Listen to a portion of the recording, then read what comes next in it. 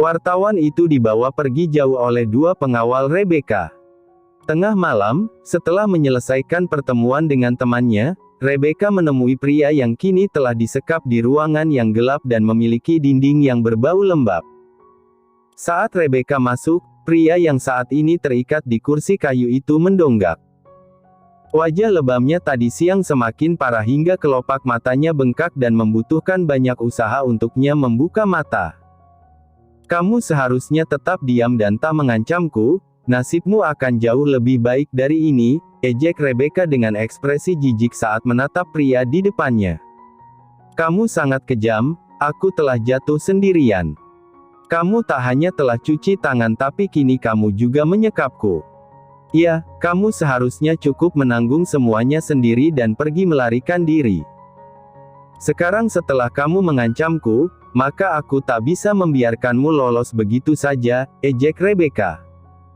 Pria itu mengepalkan tinjunya, matanya begitu ganas saat melihat wanita di depannya. "Kau wanita terkutuk.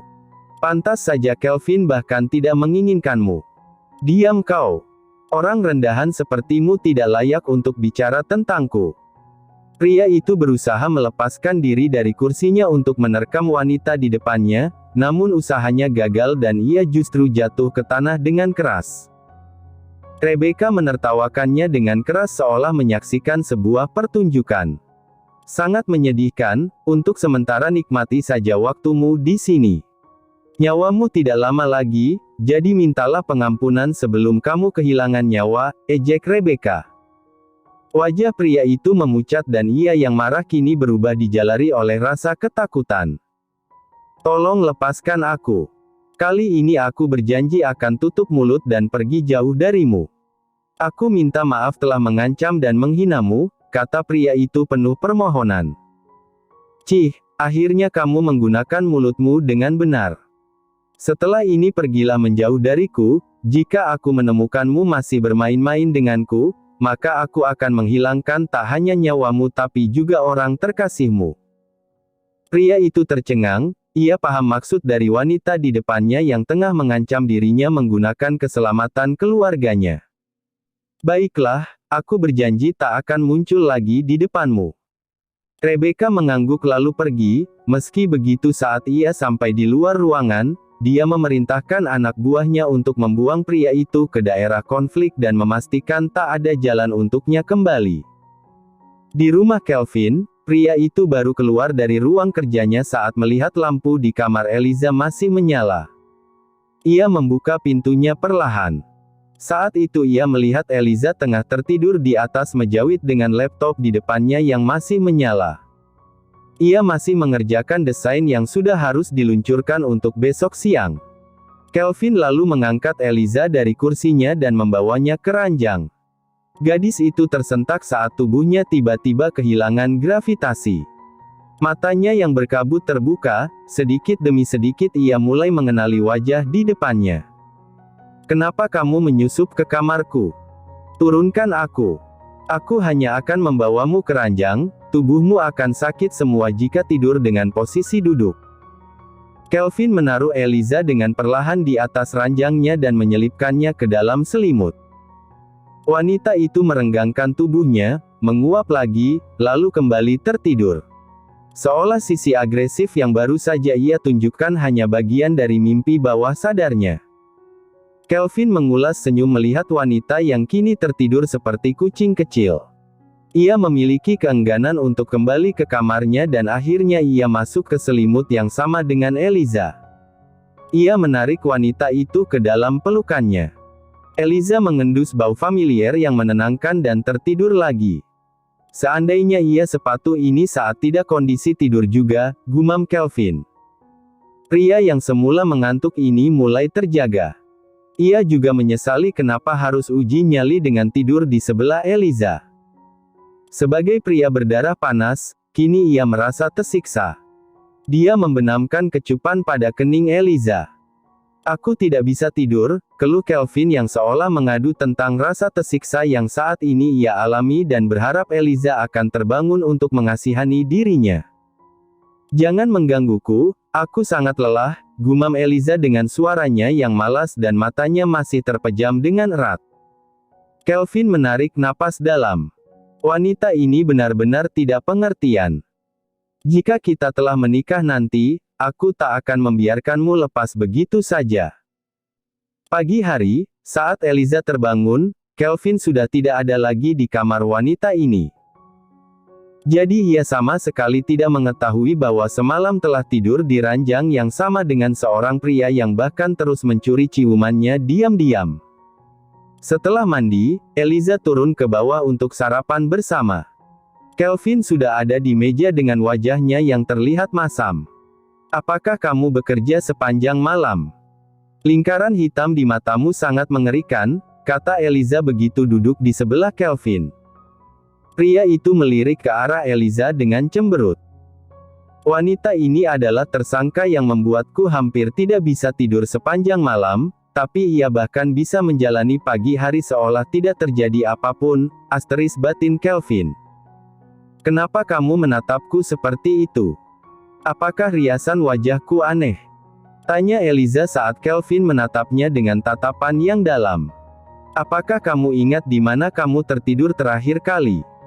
Pupil mata Eliza melebar, ia lalu menatap kanan dan kiri. Ia bersyukur Kelvin berbisik di dekat telinganya jadi orang lain tidak mendengarnya. Setelah berpikir untuk beberapa detik, Eliza akhirnya teringat bahwa terakhir kali dirinya masih berada di depan meja sambil menyelesaikan desainnya. Tapi kenapa ia justru terbangun di atas ranjang? Mungkin aku berjalan sambil tertidur dan intuisi alam bawah sadarku pasti telah menuntunku untuk kembali sendiri ke ranjang, asteris batin Eliza meyakinkan dirinya sendiri agar tidak masuk ke jebakan pria ini. Tentu saja aku berada di tempat tidurku sendiri. Jangan berpikir aku bisa terkecoh dengan pertanyaan tadi. Kelvin tersenyum ringan sambil menyesap kopinya. Aku suka kamu mengenakan kemeja kerja dengan tali pada bagian kerah lehernya, kata Kelvin santai.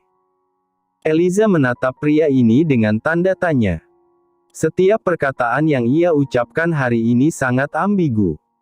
Eliza membiarkannya untuk sementara waktu tanpa berani mencecar maksud pria ini karena ada terlalu banyak orang di meja makan. Tapi saat mereka telah berada di mobil untuk berangkat kerja bersama, ia mulai mengajukan pertanyaan. Sebenarnya ada apa denganmu pagi ini? Apakah kamu tidak melihat ada jejak di lehermu saat melihat kaca tadi? Kelvin menatap Eliza dengan senyum main-main dan menunggu reaksinya. Rahang Eliza menganga lebar. Ia memang menemukan memar merah di lehernya tadi, tapi dia menduga nyamuk atau serangga lain telah menggigitnya saat tidur jadi dia menggaruknya hingga memar. Namun sepertinya pelakunya adalah pria di depannya sekarang. Kau, apakah kamu menyelinap ke kamarku semalam? Kamu tertidur di atas kursi dan aku hanya membantumu untuk membawamu ke tempat tidur. Pikiran Eliza menjadi liar, mungkinkah saat tidur pria ini telah memanfaatkan dirinya? Ia segera menyilangkan tangan di depan dadanya. Kamu tidak melakukannya saat aku tertidur, bukan? Kelvin tertegun, ia terkejut dengan betapa imajinatif pikiran wanita ini. Kamu tidak akan tetap dalam kondisi tidur jika aku melakukannya, ejek pria itu. Eliza menarik napas lega, namun detik berikutnya ia masih memelototi Kelvin. Jangan suka menyusup ke tempat tidurku lagi lain kali atau aku akan mengadukanmu pada nenek. Kelvin tidak takut pada ancaman Eliza. Adukan jika kamu berani. Eliza terdiam, pria ini membaca dirinya dengan baik. Ia tidak akan memiliki keberanian untuk mengadu. Mobil melaju menuju ke parkiran bawah tanah. Kali ini Kelvin membukakan pintu untuk Eliza dan melindungi kepalanya agar tidak terbentur. Wanita itu terkejut, selama ini pria ini tak melakukan gerakan ringan seperti itu.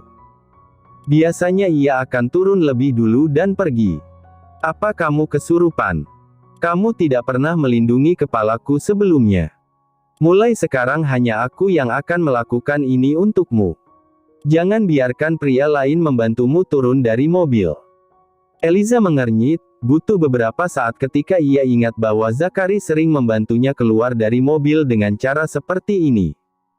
Pasti Kelvin pernah melihatnya secara diam-diam. Sungguh kekanakan, asteris batin Eliza. Pasangan itu berpisah di lift karena Eliza menolak untuk menggunakan lift eksklusif milik Kelvin. Saat di dalam lift sendiri, ia tiba-tiba mendapatkan panggilan telepon. Siapa ini? Eliza, bisakah kamu datang ke rumah sakit? Zachary mengalami pendarahan pada lambungnya setelah minum terlalu banyak. Eliza mengenali suara itu sebagai milik Michael. Apakah kondisinya buruk? Dia sedang dalam penanganan sekarang.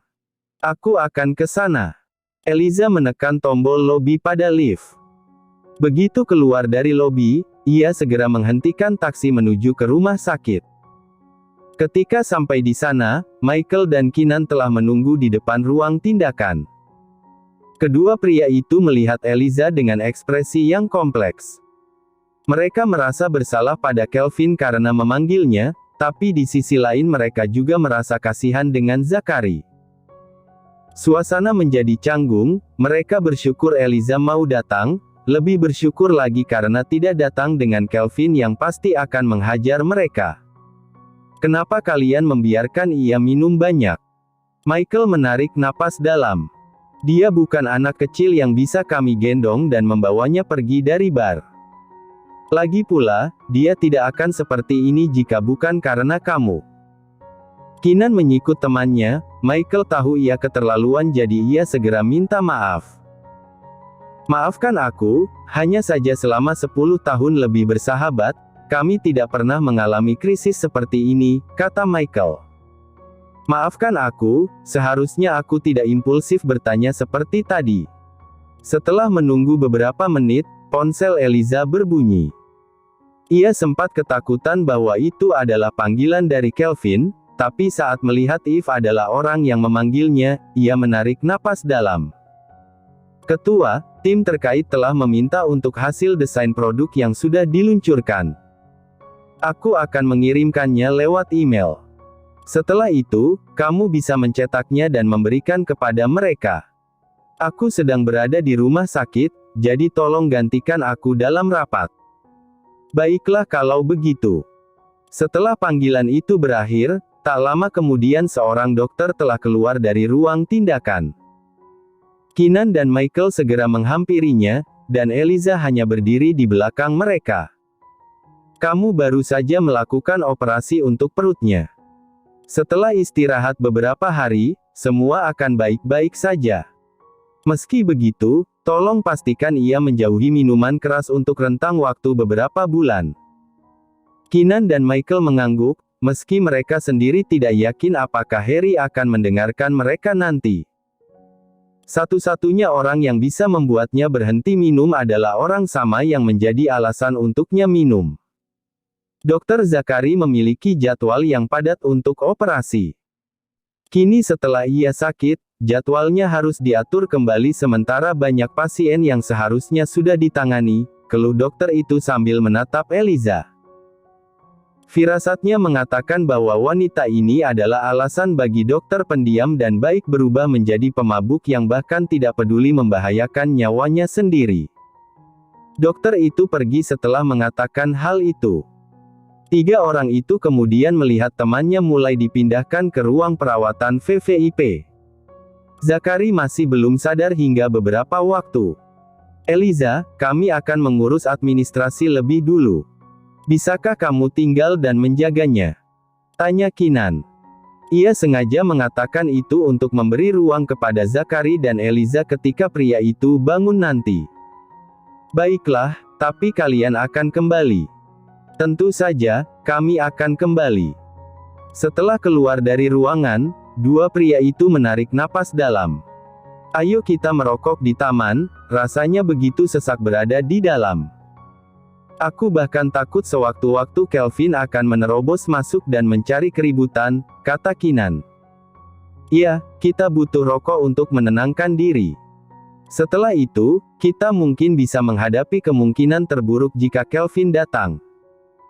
Dua pria itu menuju ke taman rumah sakit di bagian belakang dan mulai merokok, sementara Eliza ditinggalkan sendiri di ruangan itu.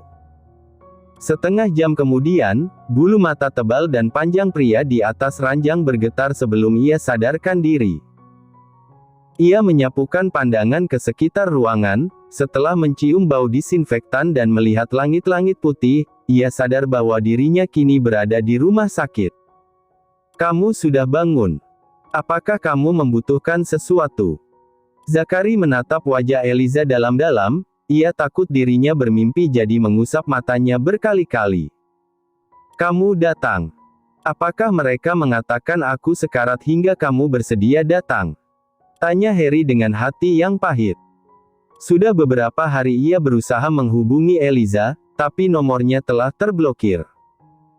Ia juga berangkat kerja dan pulang kerja bersama Kelvin, membuatnya tidak memiliki kesempatan untuk bertemu. "Maafkan aku."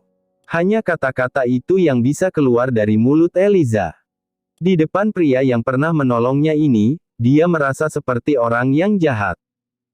"Bukankah aku mengatakan padamu untuk menunggu hingga 1 bulan?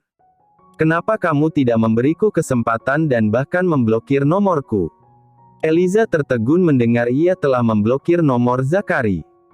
Ia berpikir sejenak dan mulai menduga bahwa Kelvin pasti diam-diam mengambil ponselnya dan melakukan hal itu.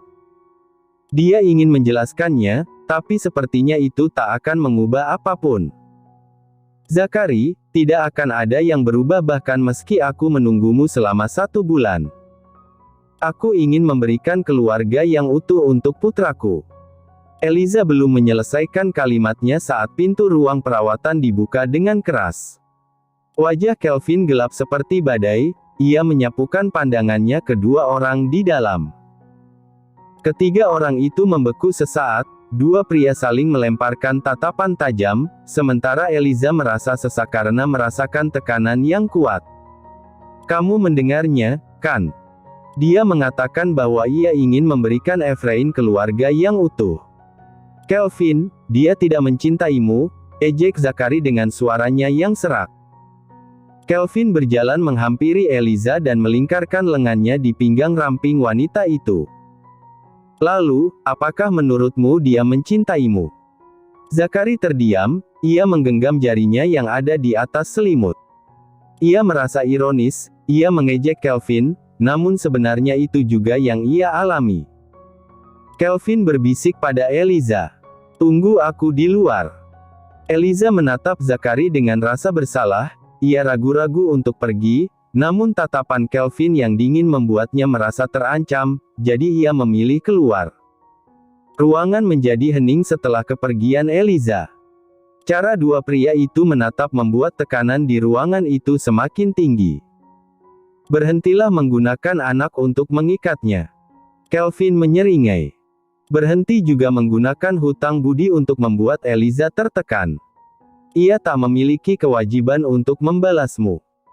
Apa yang telah kamu lakukan padanya selama ini, anggap saja sebagai penebusan atas bantuannya saat menyelamatkanmu ketika kecelakaan."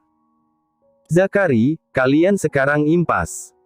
Jangan jadi pria tidak tahu malu."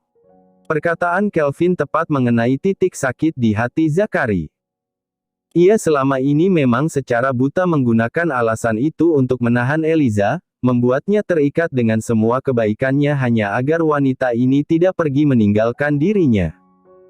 Dia juga sengaja menutup mata bahwa apa yang ia lakukan sebenarnya hanya sebuah penebusan. Wanita itu tidak berhutang apapun padanya. Melihat wajah pucat dan kesal Zakari, Kelvin merasa lebih baik. "Semoga lekas sembuh, jika nanti kamu ingin dia datang menjenguk, maka aku tak keberatan. Tapi kami akan datang bersama, karena kami satu paket sekarang." Kelvin bersiap untuk pergi, namun sebuah kalimat yang keluar dari mulut Zakari membuat gerakan tangannya yang akan memegang gagang pintu membeku. "Kelvin, jangan salahkan aku untuk menjadi kejam." Kelvin berbalik, ia tahu makna tersirat dari perkataan Zakari. Sebagai teman sejak kecil, pria ini jelas tahu kelemahan Kelvin. Suatu saat mungkin itu yang akan dijadikan senjata untuk menjatuhkannya. Asal kamu tahu, aku juga bukan orang yang murah hati. Kelvin meninggalkan ruangan. Saat ini ia segera meraih tangan Eliza untuk membawanya pergi. Baru beberapa langkah, mereka tidak sengaja bertemu dengan dua pria yang memiliki aroma tembakau di tubuh mereka. Saat melihat Kelvin membawa Eliza pergi, pandangan mata mereka mengejang. "Kak Kelvin," sapa Kinan terbata-bata. Kelvin menyapukan tatapannya pada dua pria ini, wajahnya menakutkan seperti singa yang lapar. "Jangan panggil Eliza sesuka hati kalian. Jika Harry sakit, cukup bawa ia agar mendapatkan perawatan. Eliza bukan dokter yang bisa mengobati." "Maafkan kami," kata Michael dan Kinan penuh penyesalan. Kelvin menarik napas dalam. "Jika terjadi pertengkaran antara aku dan Kelvin, kuharap kalian tetap berada di pinggir lapangan." Eliza dan dua pria itu tertegun begitu mendengar kata pertengkaran. Firasat mereka mulai mengatakan hal buruk pasti akan terjadi antara keduanya. "Bisakah kalian tidak bertengkar? Aku yakin Zakari hanya butuh waktu untuk menerima kenyataan. Aku akan membujuknya ke luar negeri," pinta Michael. "Aku tidak pernah ingin mengibarkan bendera perang. Tapi Harry sepertinya bersiap untuk menyentuh garis batasku." Kelvin membawa Eliza masuk ke dalam lift. Wanita itu menatap Kelvin dengan ekspresi yang rumit. "Aku tidak akan menemuinya lagi tanpa persetujuanmu. Bisakah kalian tidak bertengkar?" Metode Kelvin yang pernah membuat Arka jatuh membuat Eliza takut hal yang sama akan terjadi pada Zakari. Wajah Kelvin semakin gelap begitu mendengar permintaan Eliza. "Apakah kamu mengkhawatirkannya?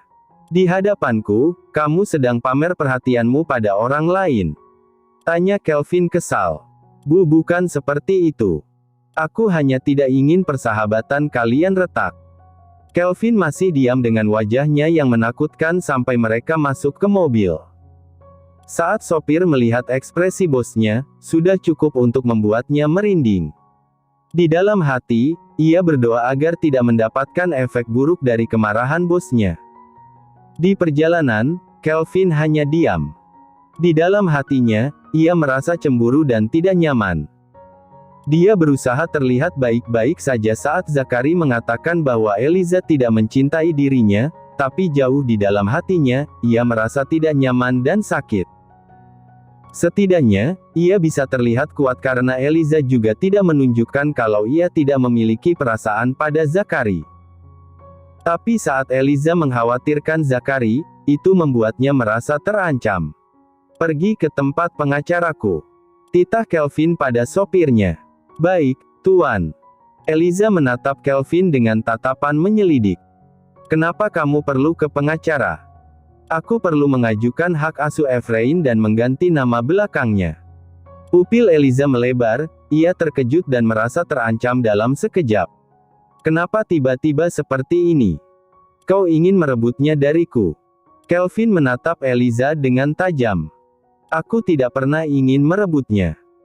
Tapi kamu membuatku merasa kesal, sepertinya sebuah cincin yang melingkar di jarimu tidak bisa mengingatkanmu milik siapa dirimu." Eliza membuang napas dengan kesal. "Aku hanya menjenguknya. Ini tidak seperti aku berselingkuh. Eliza, aku merasa tidak aman dan terancam karena aku tahu hatimu belum sepenuhnya tergerak untukku. Sekarang, aku hanya akan memberimu pilihan, kamu bisa mengubah nama belakangmu juga seperti milik Efrain atau tidak." Eliza terdiam, kerutan di keningnya semakin dalam. "Mengubah nama belakangku menjadi sama seperti yang akan dimiliki Efrain, bukankah itu berarti aku harus menikah untuk menyandang nama keluarga Kelvin di belakang namaku? Aku sudah menerima lamaranmu, bukankah itu sudah menunjukkan bahwa aku bersedia mengubah nama itu?" Eliza mengingatkan Kelvin sekali lagi. "Ya, tapi kita akan menikah hari ini.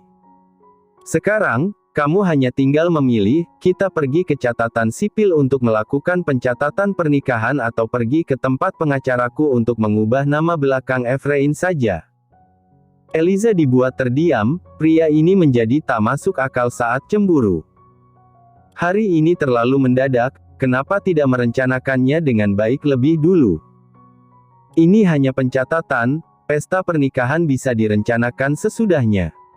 Aku hanya butuh rasa aman sekarang karena kamu tidak memberikan rasa aman itu, bahkan meski aku telah memberimu cincin. Eliza terdiam sementara sopir juga menunggu jawabannya.